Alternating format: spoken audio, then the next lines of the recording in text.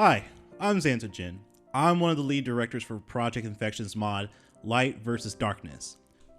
Our mod aims to overhaul the gameplay of Kingdom Hearts 3 by changing difficulty and the aesthetics of all the worlds. I'll be talking about some of the physical changes you can expect to see or hear when you download our mod. So, let's get right into it.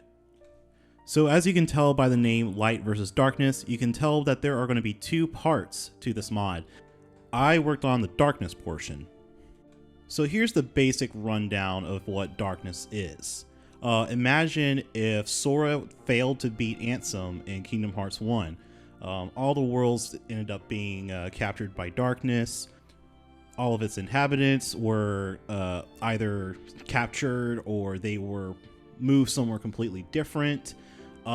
This mod aimed for that result. It's not something we see normally.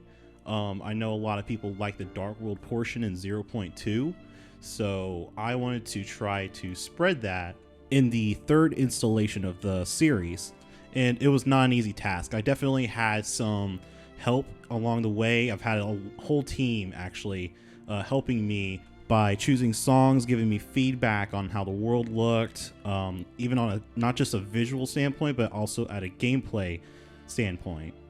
Like, for example, you'll notice in Rapunzel's world that the forest looks dark, and it looks good in some screenshots, but as you play, sometimes it gets too dark. So what we did was we added like a light that follows the character so they could see where they're going. Sometimes we had to use some soundtracks outside of Square Enix's property, just because there's only so much music that you can use. Of course, we will have everything credited and listed, so in case the users are interested in hearing what they are and who they're from, they will have full access. We are not selling anything. The only thing we did originally is we used one track from a YouTuber named KH Rule. It was really nice of him to let us use one of his soundtracks that he used for his channel. And then I wrote the title screen theme because I felt like the mod needed its own theme that was capturing everything that was going on in this mod and the changes that we made. Speaking of music, I'm going to go ahead and let Tim Moram speak about some of the music soundtracks that he chose for the story portion. If he wants to go ahead and take it away. Hello, my name is Tim Moram, and I have been the sound technician for this project during the past 6 months or so. And I'm really ecstatic and really overjoyed to finally be able to present and to talk about the work that has been going on backstage for this project when it comes to music scoring, music selection, and sound engineering.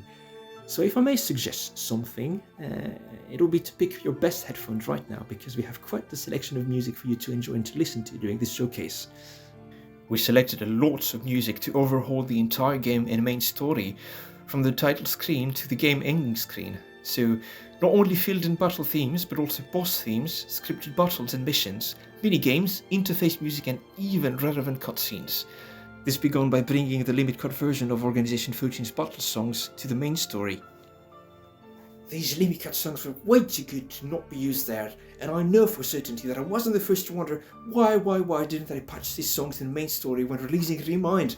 Why? I'll show you how powerful I am. Here you go, enjoy. The goal was to create an oppressive, desolate and mysterious landscape and soundscape that would complement the existing KH3 soundtrack, and to sound a bit like you came back to the Dark World in 0.2 BBS or to the End of the World in KH1. Xantajin even composed a few beautiful pieces for this mode, and we're also very grateful to have pieces by Infinite Rivals and KH Rules. In addition, orchestral arrangements of Kingdom Hearts music were used here and there to complement the existing soundtrack, and we've also used material from other games which treat every world with overhauled. And to be honest, I'm quite tempted to spoil you the entire list of music we have, but maybe it's best to let you enjoy some more footage of it.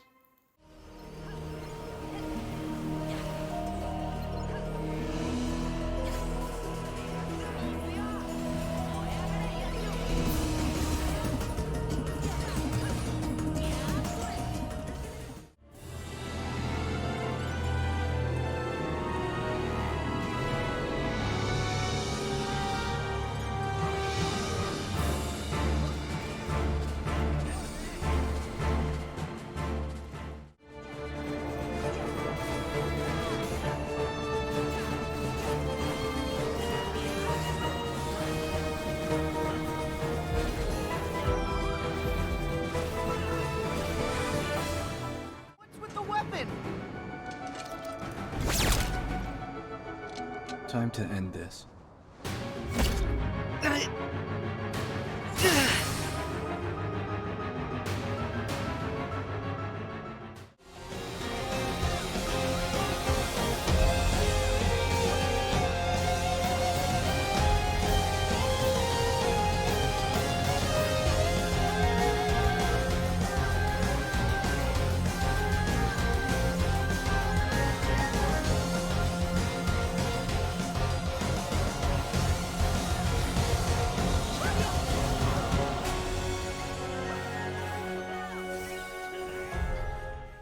Pretty neat, eh? And yes, this is in-game footage for that particular bottle in the Kibble Graveyard. If you're wondering, this great new arrangement of Sinister Shadows was created by Infinite Rivals. Kudos to you, this is an amazing one, and we're truly grateful to be able to showcase it here, and I'm truly amazed to see how perfectly it fits in that particular section of the story. What is more, there has been a myriad of improvements and fixes for the game's soundtrack overall, much of which is also available in light mode as well. And a few tracks which were not very well mixed were also edited. You'll also have a few fixes for issues with the music, such as incorrect loops for the Caribbean's field and battle themes, as well as in Scala Ait Kailun. All of these changes also help reducing the game's reliance on arrangement from previous games and HD compilations, thus showcasing arrangements that were made for or in connection to KS3. And if you're curious about how this is split up between light and darkness, if you choose the darkness mode, you'll enjoy approximately 6 hours of music, including music for each dark world and general improvements to the game's soundtrack as well. If you choose the light mode, you'll have approximately 3 hours of general improvements to the game's music, all of it matching and complementing the vanilla KS3 soundtrack as if it had always been there. Light has even a few exclusive music changes which you won't hear in darkness. And, cherry on the top, regardless of the option that you're choosing, be it light or darkness, the entirety of the music we've edited has been made compatible with surround sound setups, following how music was mixed in the first place in the unmodded KS3 game. Hence, whether you're playing the game with headphones on, or if you have the privilege to have a comfortable home cinema at home with lots of loudspeakers, the audio should adapt itself automatically, exactly like the unmodded game. Hopefully. On our side, this required mixing music tracks in the same way that songs were replaced in-game. Many in-game songs have in fact 4 channels instead of just being stereo tracks with 2 channels, and the 3rd and 4th channel for each track were seemingly made to be reverbs for surround sound setups. Hence, to the best of our abilities, creating a suitable replacement song for just one song meant that we had to mix that one song into 4 different channels, even though it might have been a stereo sound to begin with, so that song would work for players with audio setups other than stereo. We've also had to test each song in-game numerous times to verify that the game volume was okay, especially for music tracks in the Caribbean or in the Dark World or in the Kibble Graveyard, because these music tracks were often called by the game at low volume. And we also had to check that all other sound elements such as sound effects, ambient background and voice lines were undrowned by the music. Hence, to the best of our abilities, all tracks have had their volume, reverb and tonal balance adapted and tuned to their in-game situation. And I really can't underscore how much of an undertaking it has been, since we had about 200 tracks of music to edit and about 6 hours of music to put in the mode. There was a lot to edit and a lot to mix and to verify.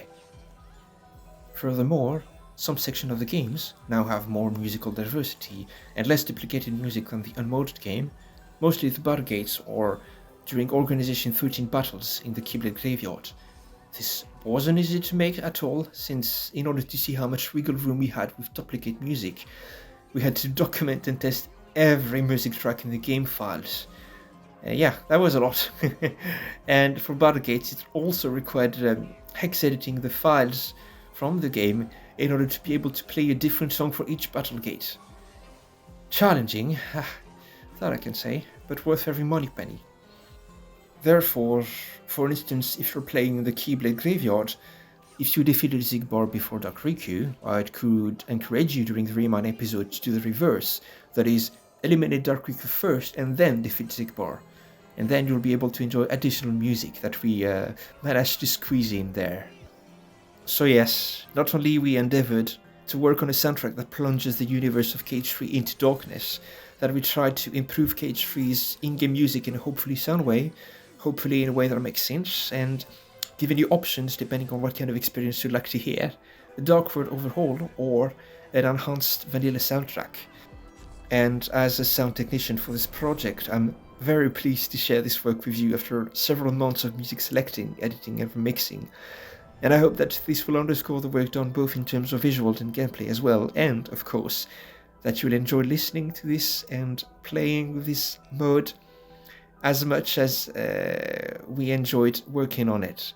And with that, I'll leave it to Kyrie to make the transition from darkness over to the light with Toxic. Hey, I'm Toxic Talus, also known as Freestar Art. I'm the lead developer for the Light Edition portion of Light vs. Darkness Edition.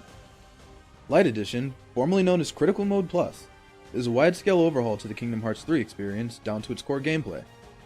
Its mission is to adjust to Kingdom Hearts 3's systems to play to the maximum of their strengths, while also incorporating new and old concepts and mechanics from the series to form a well-rounded and highly replayable Kingdom Hearts experience.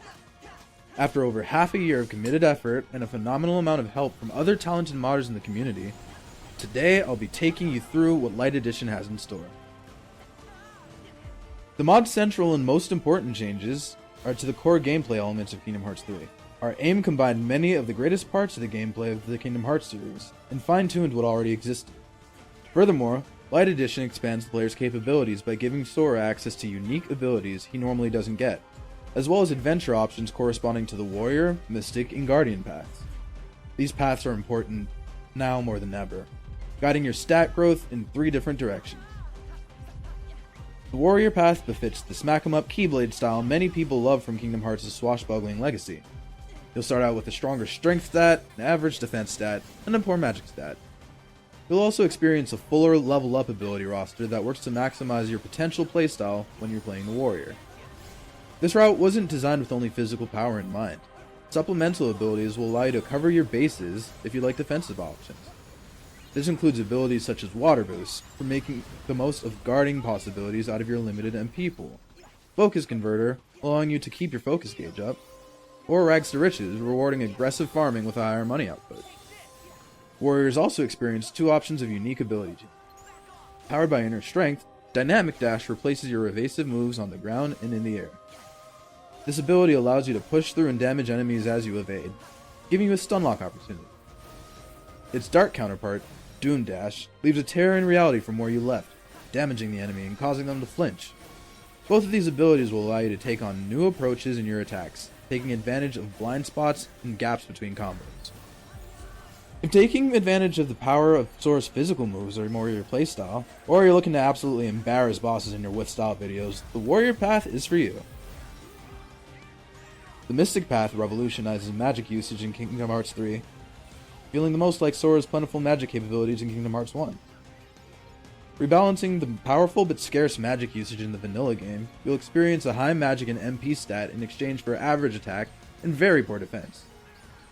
Mystics experience a bounty of the magic-oriented abilities available in the game, and progression is rewarded with higher damage outputs and lower MP charge times, as well as extra accessory space. This glass cannon path rewards high-risk, high-reward gameplay, prioritizing things like evasion, positioning, and strategy for survival. While a physical brawl may not be your strong point, you can make up the difference by chaining more spells than you can count on both hands. The unique abilities for Mystics are Mystic Flight and Malice Flight, replacing Double Flight. Mystic Flight lets you unleash an explosive radius on your second leap, damaging enemies in range. Malice Flight propels you into the air on your second jump, letting you explode with a wicked aura at its peak.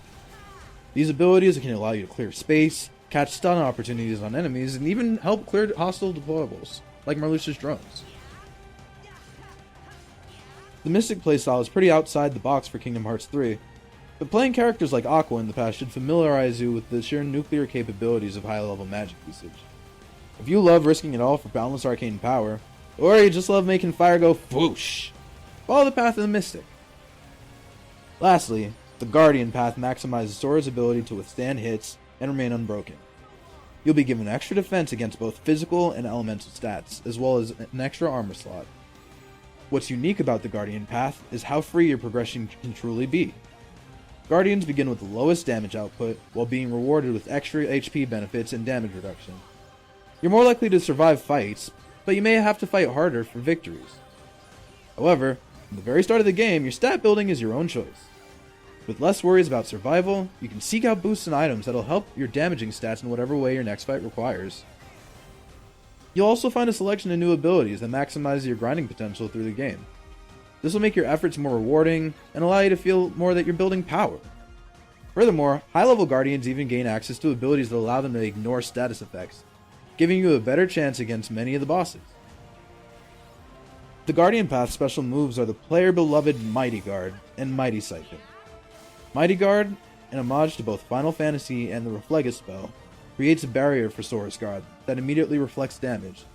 It lets Sora counter or evade afterward, too. This guard blocks from every direction and can fire off several times in just one usage. Mighty Siphon, on the other hand, is an homage to Renewal Block. It creates a barrier that allows Sora to absorb some of the damage received as HP over time. Taking repeated hits over time will slowly generate more and more HP, making it very effective against barrages. You'll notice both of these moves cost 5 MP on usage. This is to balance out their role in the fight due to the changes to Healing and Light Edition. Cure spells no longer cost all MP. Instead, Cure costs 30 MP, Hero costs 60 MP, and Kuraga costs 90 MP, all at a very far range to heal the whole team. However, each spell mostly heals HP based on your amount of max MP, making this extremely rewarding for Mystics, helpful for Guardians, and just about survivable for Warriors. With these changes to healing, as well as the expanded magic usage, you'll have to pay more attention to your MP usage. Look for abilities that'll help your MP pool, such as Block Replenisher, which essentially nixes the cost of an effective block, and you can even refill your MP on successive blocks. Each path will fundamentally change your gameplay experience, and the special abilities are yours to choose, or decline for any route. The optional abilities will be shown in the installer, so pick one of any or each type as you please, or skip past it if you have something else in mind. We hope this will give you far more replay value out of Kingdom Hearts 3's progression, and well, Mystic players, get used to the game over screen. There are other tweaks that will require closer attention during gameplay. Focus will have a far more active role, for example. Air Step now costs some FP to use, but does damage on its kickoff, letting you take advantage of enemies' vulnerable moments. It now also costs FP to swap Keyblades, adding a little bit more of a toll to storing form changes. Don't worry though, your form changes will now fully refund your FP when you use them.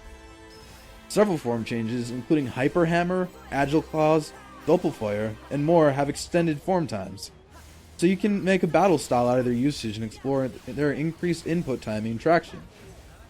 You'll discover several changes to how form changes work as you progress. Honey Spout now boasts blower projectile shots, dealing your strength stat as physical damage. Shooting Star, now changed to the mysterious Nachtflugel, experiences quick shots, dealing your magic stat as magical damage. Your ability to pursue targets will be ramped up like never before, but be careful not to mash that attack button too hard, you can cancel your own attacks. This more focused sort of gameplay should make your foray into gameplay choices that much more meaningful. Even further, there's a special mechanic waiting for you in the post-game. After defeating Dark Inferno, you'll gain access to a mechanic called Alpha Coda, letting you unleash your combo finisher after any melee attack in base form, much like Omega Finale for certain form changes. This will give you a much bigger advantage if you want to grind out the post-game before Remind and Limit Cut. Next, let's go into item improvements. The KH series has, for a long time, boasted an evolving item and synthesis system, giving you the freedom to take control of how you build Sora's stats. With the new overhauls to the game's challenge, however, the vanilla camp items, accessories, and armor's capabilities left the player rather boxed in during testing. With hard work, we created new sets of generic and unique items that allow you to build your stats with further capabilities, accessing stat boosts and important abilities throughout the game. Many items will give you considerable focused stat boosts to augment your path strength, or balance out ones your path is already deficient in. Others can give defensive or movement abilities that will allow you to strategize against the new lethal output of enemies and bosses in the mod. It's not all about the boost, however. Several accessories have drawbacks, balancing against the boosts you get to round out the challenge. Now, we get to a critical part of the mod, and the KH series as a whole, the enemies. The enemies in KH3 have been the single largest focus of fine-tuning and tweaks since development started. It began at changing world levels, and evolved triumphantly into AI changes, animation and physics changes, stat boosts and tweaks, and changes to the way enemy attacks work. Status effects, degree of knockback, and types of damage are more important than ever to take into account, as crowd control has become a much more significant concept. From Olympus all the way to Quadratum, let's take a peek at what new enemies have in store. From the tutorial, you'll see immediate changes starting with Darkside, including additional status effects on damage and significantly quicker movement. As you progress through your adventure, you'll find the enemies often boast higher levels than your own party, leaving you to spend more effort growing and keeping up with them. Each path will find a new approach they'll have to take to combat now that foes carry even more lethal abilities. There have also been a number of changes in enemy spawns, reintroducing several mini-boss and tougher, rarer enemies as field encounters. You may find them during or after your progression through the worlds. They're carrying a jackpot of rewards for shopping and synthesis, but be warned, false moves can land you in tight spots. We tweaked bosses in a way that felt committed to the enemy's individual gimmicks, such as Skill moving quickly and wounding you, working in a way that feels like a hunter catching prey, or Lump of Horror, who's become tankier than ever and more than capable of controlling you with stuns and burns. With these new strengths also come specific weaknesses to exploit, each path doing a stronger job at one than another. Organization 13, Anti-Aqua, and other endgame encounters have all experienced massive changes as well, reframing the story's finale as a battle royale of all the protagonists and antagonist powers. With new changes building these team battles towards synergy, and some changes to the setting to keep the fight intense, the finale to the Seeker of Darkness saga will take all the power you've gained over the years with Sora and his friends. And, just like the main story, Remind has gotten adjustments too, ramping up the intensity to a whopping global level 99. On top of that, Limit Cut enemies receive the largest focus of tweaks in the entire mod, with them forcing entirely new approaches and a much harder fought victory. KH3 isn't Sora's story alone. Light Edition improves the gameplay of Riku, Aqua, Roxas, and Kairi as well, playing to their own personal strengths. Riku's equipped with a new moveset, courtesy of Project Equinox. Opening with a teleporting Slash Flurry, Riku's moveset allows him to keep in hot pursuit of his target, and then burst to clear the area around him. He has little problem switching from ground to aerial stances, and with new sound and visual effects, he demonstrates mastery over light and darkness combined. He even now has a new Dark Thundiga attack that allows him to raise his enemies with a bolt of Dark Aura. Aqua's moveset, while still not on the most physical side, experiences animation changes allowing you to seamlessly attack and cancel to keep the fight in your favor. At the same time, she's also become the most powerful mystic in the game, just as she was at the conclusion of Birth by Sleep. Between a quicker MP recharge, powerful spell damage, and abilities that allow her to keep her MP topped up, Aqua's magic use remains a powerful tool to cover where her physical attacks lack. She's even been outfitted with mechanics to restore her focus over time slowly. Combined, these effects return her playstyle to a similar fashion of Birth by Sleep, experiencing cooldown-like resource charges. These changes complement her incredible new ability, Teleport. Returning to her evasive ability in Birth by Sleep, Aqua's new teleport allows her to leap through space-time and appear behind her enemy when the player presses guard and jump at the same time. It costs 10 FP per usage, and cannot be used under 50 FP. But don't worry, the FP recharge will make sure you're never left dry. Teleport will let you control the fight as you reposition to the enemy's rear. Roxas' gameplay gives him more involvement and freedom, increasing his viability in crowd fights. With cleaner, smoother animation transitions and attack data changes, Roxas wields a magic set similar to Sora's, giving him access to Firaga, Blizzaga, Aeroga, and his new Thundiga variant, Light Rain, which he shares with Xion. Light Rain binds enemies in place, leaving them vulnerable to attack as they receive damage over time. Finally, Kairi follows a theme of fitting the Mystic niche. Though her attack stat remains rather poor, her magic output is through the roof. With more spell options, as well as some new projectiles fitting Kairi, her transition into becoming Aqua's apprentice will be marked with exceptional magic potential that lets her remain on the same playing field as the other wielders. These gameplay changes to all of the playable characters will make for a more diverse experience in battle, and hopefully will rekindle your love for them each and individually. Light Edition's postgame is one of the biggest parts of the new experience, meant to continue on a rewarding challenge even after defeating Master Xehanort. The battle gates have undergone changes inspired by the challenges of many modern games, ramping up the overwhelming intensity and need for survival. New team compositions, themes, music, as well as new functions that can help or hinder you in the fight. You'll also find yourself able to play as other characters, giving the feeling of the Guardians of Light doing their work to help keep the world in order. All of them are set to battle level 99, so you may want to grind a bit before you take them on. Some of these gates will give you a run for your money, even at a high level. Previously numbered, the gates are now given individual names: Brawler's Gate, Legacy Gate, Knot Gate, Striker Gate, Playhouse Gate, Mother's Gate, Drift Gate, Terror Gate, Frostbite Gate, Puerta de Muerta, Nano Storm Gate, Heroes Gate, Promise Gate, Destiny Gate, and Oblivion Gate. Beat the gates and dominate Dark Inferno, and you'll get access to a new custom ability, Alpha Coda, the brainchild of Strikeform's Omega Finale. You'll be able to use finishers in the middle of a combo using right trigger. You'll also be awarded the amazing new Destiny crown for your accomplishment.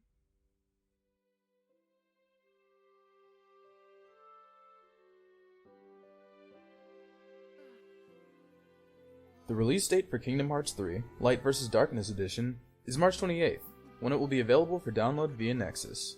The mod will include the options of Light Edition, which includes gameplay overhauls, and Dark Edition, with visual and musical overhauls. You'll also get a choice of their respective musical selections, as well as installation options for the separate path moves. It will come with a recommended installer compatible with mod managers for easy and tidy installation, the first of its kind for Kingdom Hearts 3 modding, or you can mix and match the mods versions on your own if needed. We'd like to take a moment to thank many of the modders and idealists who helped bring this mod to life. There are so many people who contributed their individual talents and ideas for both Light and Dark Edition that have made their individual features stronger. Thank you to mod creators who have allowed us to test and showcase their content with our own, including Aproidtix for letting me test the Colosseum mod and design its user interface, Yurilud, whose modding tools made a majority of this project work, Karasanik and Zay, who worked on Project Equinox, Dasmantissimo, who ported over the Venomations mod for NPC Ventus, and many others who have had their hands in adding to the game's content. Together, we've crafted a truly new and diversified Kingdom Hearts 3 experience.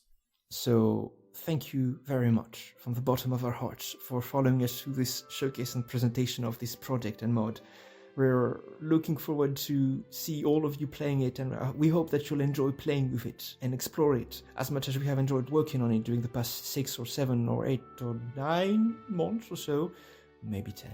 And from the bottom of our hearts, again, thank you to the entire March Caprice organizing staff for putting together this amazing event, and we're really honored to be part of this and to celebrate with the entire community the 20th anniversary of the franchise. We all love to enjoy, to definitely enjoy. So, with a lot of amazing things still to come during this event, and without further ado, I guess it's on to the next presentation. Chop chop!